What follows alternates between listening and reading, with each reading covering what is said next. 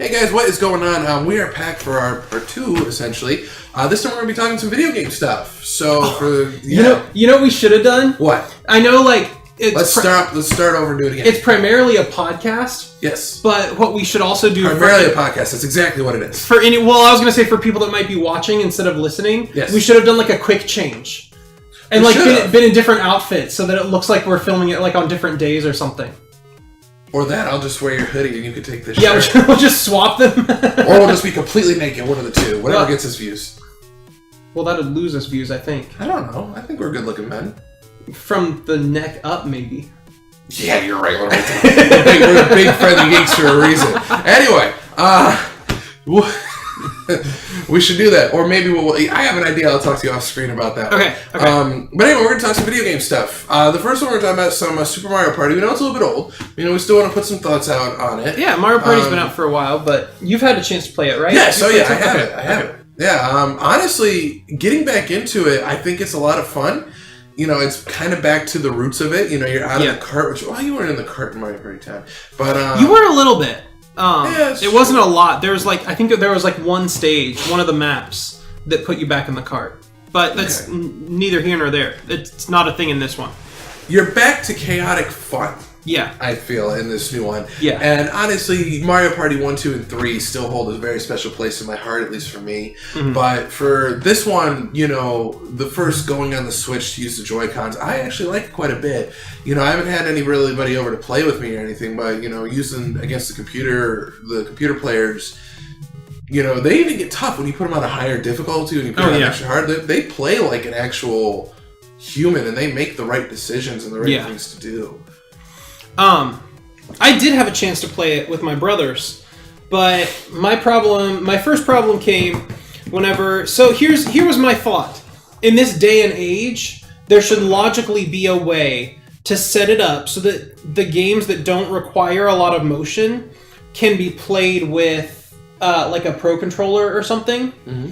And that's not an option. You have to play with the JoyCons. Yeah, the game requires JoyCons, which I understand because a lot of these games do require some sort of motion or spinning or something. But I feel like for us, our bubble was kind of burst a little bit because I was thinking maybe there would be a way to set it up to where if you wanted to play with controllers, the game would just nix games that required motion. And you could play it with up to 4 players with regular controllers, just not using the mini games that required those motions. I thought there was a game. And that's not a thing. You have to have a Joy-Con per player, which I'm still just using the Joy-Cons I got with my console. So only 2 of us could play at a time, and that was kind of a bummer whenever I've got 3 brothers. Because we wanted to do a 4-player game. And I thought there was a game, it might have been one of the Mario Party games, it might have been something else, where it asks you, what are you using or what are you confined to? And then kind of, like you said, it nixed some of those other... Yeah. And honestly, it's the same thing with Pokemon Let's Go Pikachu and Eevee, where I wanted to play it on my TV, but sometimes using the Joy-Cons, they can go all over, and it won't give you the option to just use a controller. Yeah, and it was the same problem then. Yeah, so those were kind of let down for me. So for Pokemon, I ended up just playing it in handheld mode, and honestly, I'd much have rather played it on my 50-inch TV than I have. But I just... using the Joy-Cons, I just kind of got tired of wasting all the Pokeballs and everything. It's erratic enough that if you look online, there's all sorts of guides and tutorials and things about how to properly flick your Pokeball so that it actually catches them correctly. About throwing underhand and aiming correctly and stuff like that. And it's whenever it gets bad enough that people are having to put up guides about how to not throw your Pokeball way off to the side, it's that's something that you either need to work on the toss correction, some sort of algorithm there, or just let us not use the motion controls. Give us the option at least. And I will definitely say this too, is that I feel as though the motion controls in Super Mario Party were better than in Pokemon. So I will definitely say that. Yeah, but still, I feel like there should be an option to let us play without those mini games if we choose. Being not everybody wants to go out and buy another almost $100 set of Joy-Cons. And I guess in somewhat of a way, I always got to see things through the same picture. let's say you have your set of Joy-Cons, and then I come over with my two, and we hook them up. Then you, me... And that's the perfect example. Yeah. There are mini games in Mario Party that only work if you have two Switch consoles. But if you don't have two Switch consoles, that's totally fine. It doesn't say you can't play it because you don't have two Switch consoles. It just doesn't pull up those specific mini games that use two Switch consoles. They could easily do the same thing with Joy-Cons. Absolutely. And, you know, I think in a way that what Nintendo was thinking or how they could have programmed it is like, well, what if 3 people want to use the Joy-Cons and then one other person just wants to use a controller?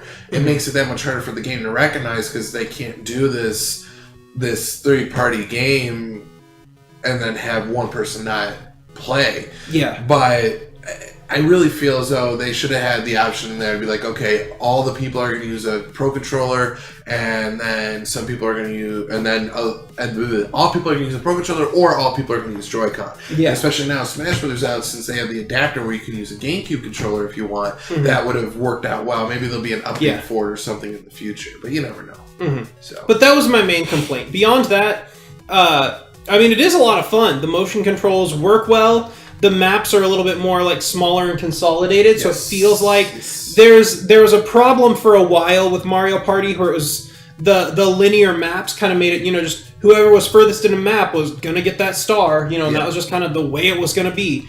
And I feel like this kind of corrects that. It kind of pairs it back a little bit. It makes it like just a nice square board, like an actual game board. And there are like multiple paths you can take to get to different locations. So I feel like it's kind of fixed some of the like pacing problems and stuff like that, towards it's not just like fingers crossed you get the highest die roll. There actually is a little bit more strategy than that to it now. And they've added like buddies that give you extra dice and things like that. So they've kind of fixed that problem. So I like the boards better. There's only 3 of them. I know that, you know, for a while too they were expanding that, and there were some of them that had like 4, 5, 6 boards, you know, and they might add more later as DLC or something. But there's only 3 of them, but I feel like these boards are a much more solid, all of them are much more solid choices this time around. And, you know, even with, like, the buddies and everything, like, the buddies that you get, you can only roll a 1 or 2 with them. Yeah. And then you have your own, like, special dice and everything in this one. So I remember, like, Bowser, I want to say, has, out of his side, like, you can roll -3 coin or -5 coins or something like that for like 3 sides, a 1 on 3 sides, and then you can roll like a 9 or 10 for 2 sides. Yeah, to get a good chunk of spaces. Or like there's another one where it only goes up to like 4, but if you roll a 1 or a 2, it gives you that many coins as well as moving you. Stuff like that. Oh yeah, absolutely, absolutely. So. Yeah, I very much like this game. You know, obviously it's kind of taken a back seat a little bit because of everything else. Yeah, Pokemon and Smash. Yeah. But you know, Nintendo really very quietly, I think this year, you know, releasing Mario Party, Smash, and Pokemon. Yeah, they set themselves out well. Yeah, it's 3 super solid games. And I feel like Mario Party kind of got the short end of the stick because it's the least popular of the 3 that released. But it's a super solid game. So if you haven't tried a Mario Party and you want to, or if you just kind of like slacked off on the series since they started going downhill, I feel like this one is more or less a return to form. I feel like this one's a little bit more solid than the last few have been. Oh yeah, absolutely. So, I mean, I give it a thumbs up on that one. I know, I should talk about it earlier because I know there was a deal they had going around where I think it was like $100, so already a great deal. You got Super Mario Party, a physical copy of it, and I think green and yellow Joy-Cons. Ooh. Yeah, that was, of course, it sold out like that. But I think it was like a Black Friday. You know, Nintendo is always pretty cool about putting out some sort of limited edition or whatever for a Black Friday. Like, I know they also did the 2DS Super Mario Maker for $80. Yeah. They did the Super Mario Party with the Joy-Cons. I think there was one more, but I don't remember what the other one was. But here you are, like, hi, I have another rough night of sleeping. But I really did enjoy this game. I really like Mario Party, and you know, it is back to form. Is it perfect? Is it as good as the other ones? No. But is it better than, say, Super Mario 9 and 10, and even a couple of them on the Wii? Yeah. So definitely worth checking out. But I think the next game we're about to talk about, everyone either already has or is going to get for Christmas, and if you don't have it yet, then you're in a minority. And that is a little game. I never really heard of it until now. It's called Super Smash Brothers Ultimate, mind you. I don't have it yet. So you dropped this bombshell on me and all of our viewers. And all the viewers. Come here ready to talk about this freaking game. No, by all means, talk about it. I've heard nothing but great things, and I've seen some of the gameplay and stuff. Well, you know what? I am going to talk about it. Thanks for allowing me to talk about a topic on our podcast. Of course. Because the next game I am going to talk about. And I'm just going to fall asleep because I don't have it. Anyway, so a little game called Super Smash Bros. Ultimate just came out. Every fighter is back. Every single fighter that you could possibly imagine is in this game that they put in, except for Luigi. But we don't know yet. We did get the Joker from Persona 5. We did. I was thinking I would wait. I was going to put off getting Smash Bros. And then I saw that they were adding the Joker, and I was like, oh boy, I might have to get Smash Bros. And I haven't done it yet, but I was thinking like maybe next week or so. If I get this job. Yes. If I start my position at the school next week, I'll buy Smash Bros. As like my congratulations to me.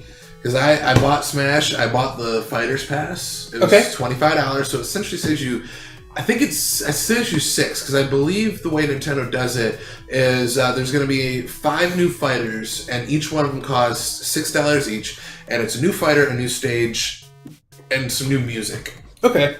So essentially you're getting a fighter and a stage for free by doing the Fighter's Pass. Yeah. So during the Video Game Awards, they did announce Joker from Persona is coming. So we still have 4 more to go. One of the rumors, fingers crossed, Banjo-Kazooie, because Microsoft does play very well with others, potentially could do something there. Waluigi, we're still waiting for. That could just be like a random, here you go. But in terms of the game, I've always been terrible at Smash Brothers. I really have, but it's chaotic fun. I'm playing with 8-player smashes on small battlefield or smaller stage, and I'm loving every second of it. And what I really like about this one is they have a new story mode in this one that wasn't in the Wii U version called World of Light, and it's different. It's definitely different. But one thing that I like about it is it just in general, not just World of Light, is say you don't want to play the story mode and you just want to play Smash Bros. Because of course in the story mode you can unlock the characters too. There's so many characters to unlock that usually for me, at least that I've seen so far, is after every 3 or 4 matches, even if it's just one-on-one, like you versus a level 1 computer, a new foe will appear. Now granted it's random, so you have to play through the story if you want to get to the part to unlock your certain character. Yeah. But I've unlocked a few extra fighters so far that just kind of came up at random. I haven't looked online to see if it is maybe in that order for everybody, but I've got Inkling I unlocked already. I've unlocked a couple of the older, I think I unlocked Teen Link or Young Link because he's back now. Yeah. Jigglypuff I've got, Bowser, and when you first start the game you get the original characters, the original 6 or 8 I want to say, that was in the 64 version. You start with just them, and then just kind of grow from there. So you have the option just to do that, just to play, get the online service. It's $20 for a year. When you got Sony and Microsoft charging $60 for theirs, $20 seems fantastic. So I actually have that too. So I'll be playing online. I bought myself a headset so you and I could play online. Now I just have to get it. And a headset potentially? Or do you have a headset for the Switch? Do most of them work? I don't know. If I just plug in one of my normal headsets with a microphone on it, will that work? Give it a shot. Yeah, I probably do. So far I'm absolutely adoring this game. The game looks absolutely beautiful. It moves very fluidly. Am I ever going to be one of those top Smash players? Absolutely not. But just in a game that I could pick up and play a few rounds and enjoy, I love it. Definitely worth picking up. I never give anything a perfect score, but it's up there. It's definitely up there. A lot of people always seem to have Super Smash Bros. Melee from the GameCube as their top. This one, I really feel could beat it. This one I really do. Okay. The Brawl was good. the Wii U version, I feel, kind of took a step down from Brawl, but this one is just like Sakurai's like, here's everything. I was like, Waluigi, just shut up now and leave me alone. Yeah. So and obviously for me, if they can get Banjo-Kazooie in there, and of course there's Amiibo for all this. Which, by the way, if there's any Amiibo that you guys are looking for, or Tyler, if there's any that you need, they are re-releasing a lot of the older ones. Like I've seen a lot more Lynx and Samus out now. Yeah. Obviously because of the hype of Smash, and they're putting out new ones. Obviously, every character that they announce is going to get an amiibo. So Joker's going to get an amiibo eventually. That one I'll probably get. Yeah. Oh yeah. So I kind of want a Piranha Plant amiibo. That would be cool. That would be awesome. Yeah. But obviously for me, I've got 4 more chances to potentially get Banjo-Kazooie, and one of the big things is. I actually want to ask you, obviously Banjo-Kazooie my main. They can announce that second 3, 4, or 5. What would you say, Tyler? I'm going to put you on the spot. What would you say might be your number 1 character that you want out of the 4 remaining spots since Joker took the first one? What would you say? It could be from anything. Go for it. See, and that's the weird thing is like, there was a time where you would have just said, which new Nintendo character do you want? And now it's like, you could just basically pick anyone, the way Nintendo does it now, where they keep adding all these new characters, like Joker, it's like, they've never been like, a Nintendo franchise or anything. But they release a lot of their, like, not the Persona games necessarily, but like Shin Megami Tensei and stuff has come out for Nintendo consoles, but there's so many different franchises and things to pick from now. I think one really solid choice, and one thing I was going to touch on quick was they just announced that Monster Hunter World was going to be teaming up with CD Projekt Red. That's true. And they're going to have Geralt from The Witcher as a playable character in Monster Hunter World. And the first thing that comes to mind was Geralt would be a really cool fighter in I can see Smash. That. I can definitely see that. Especially riding on the hype they've gotten. Because, back when, even like The Witcher 2 was great and it gained some popularity, but even back then, that was kind of like a niche enough series that I wouldn't have expected it. But at this point, riding on the, wave that was The Witcher 3, I could see that one being popular enough and big enough that they would add someone like that. Yeah, absolutely. And, obviously one of the rumors that's always been going on since at least the Wii U days was Shovel Knight could be announced. I think he'd be a really cool fighter. I could see Geralt in there. I don't know. I'm just so focused on Banjo-Kazooie that if I had to maybe pick another one... Kratos.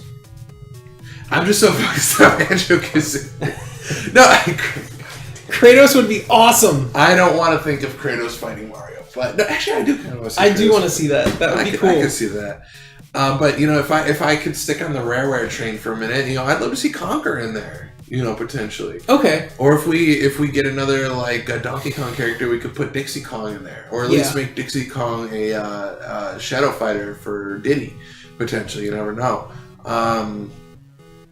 There's just so many that they could do that 4 spots may not just be enough, but... Then again, this is Nintendo. Wreck-It Ralph. Wreck-It Ralph could be... Jesus. Wreck-It Ralph could be in there. But they could also... Nintendo, especially because this game looks so good. And, they need to get... They could just as easily do another Fighters Pass next year and be like, here's another 5 characters that you can get. You never know. I mean, it doesn't take that long, at least in my opinion, to program a fighter and put it in there. And now, if it's not a Nintendo character, like if they do get, Conker or Banjo, they have to pay a little more for it than if they have to put in, say... There's all the red tape and licensing and stuff like that. Yeah, where if it's just one of their own characters, like, they could put, like, King Bomb in there from Mario for all you know. But it's a lot easier to do something just like that. But in terms of the game, very much loving it. I play a couple matches every day. I have not put a shitload of hours into it. Oh, sorry, crap load of hours, I didn't mean to curse. But, I do at least try to play 3 or 4 matches a day just to kind of play and see who I can unlock. And, they have classic modes in there still. So it's the World of Light, you got classic mode, you got regular Smash, the tourney. Pretty much everything you could possibly want is in this game except for Waluigi. Yeah. So, definite worth picking up. So, wait for you, Ted, to pick that up. All right. So definitely recommend it. I'll get it soon. Yeah, you'll get it soon. Yeah. So anyway, go ahead and your turn to talk now about a game. Okay, so third up, we've got Mutant Year Zero, which is based on a Swedish pen and paper RPG about how basically more or less humans have all died off, and the only things that have survived are these mutants, like human hybrids with like different animals and things like that. So you play as you have a squad of up to 6 people, but you can only play as 3 of them at a time. Your party is based around 3 people, right? And so it's like this post-apocalyptic world where you play as like these human animal hybrids that have survived whatever cataclysmic event has happened, and you have heard rumors about this paradise called Eden that you're trying to get to not just survive but thrive and be happy again. And so you play, the first one is a duck just called Ducks, and he's my favorite because I put a top hat on him, and I've been walking around just calling him Uncle Scrooge. But it's a tactical strategy RPG, much in the same vein as XCOM. But it's kind of like, so in XCOM, you basically just drop into these missions, and you're immediately in the mission. Whereas in this game, it's sort of open world. It is map-based, so you like click on a location to go there, but you wander around these locations gathering resources and new weapons and things like that, kind of like naturally upgrading your character and your weapons as you go on. But then whenever you find people, they all have their they're like ghouls and beasts and things like that on your path, and they all have a certain radius around them that they can see. So you can move faster by using your flashlight, but if you walk into one of these radii, then they see you and they start fighting, and then it goes into like pure XCOM style strategy RPG.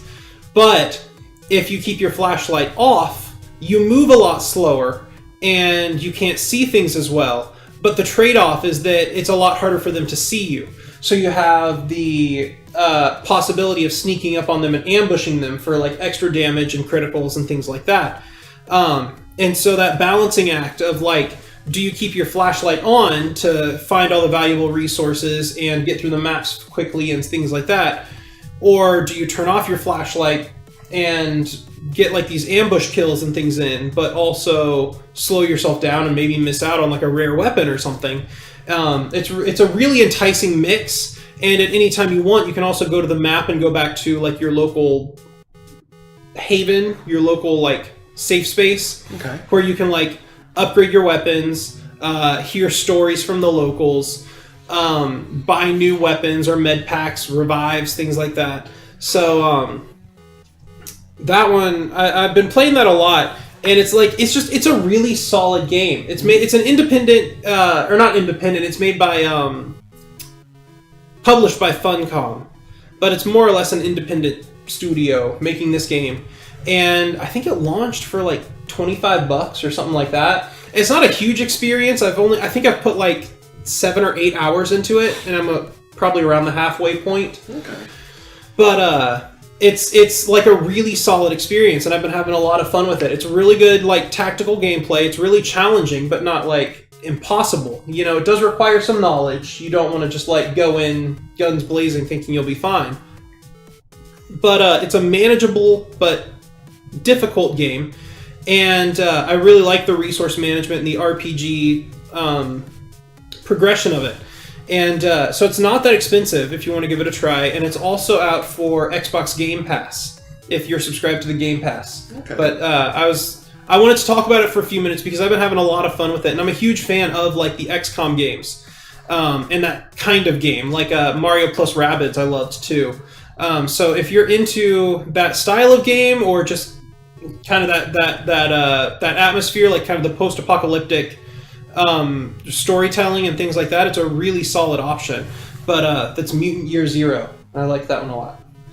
I like how we always try to add at least one kind of like retro title, and I don't want to say retro, but like independent, it's not really a littler game that's not like a big release, like Mario or Smash or something like that, just to chat about. Yeah, that's really what it's all about at this point, is to try to add just a little more flair to the show and to talk about some other things that other people won't talk about, which honestly makes us more unique. Mm-hmm. So I don't have anything else for this one. I'm just looking forward to this weekend, that I have to see you again Friday, and then again Saturday, and then again Sunday. You have to? I have to.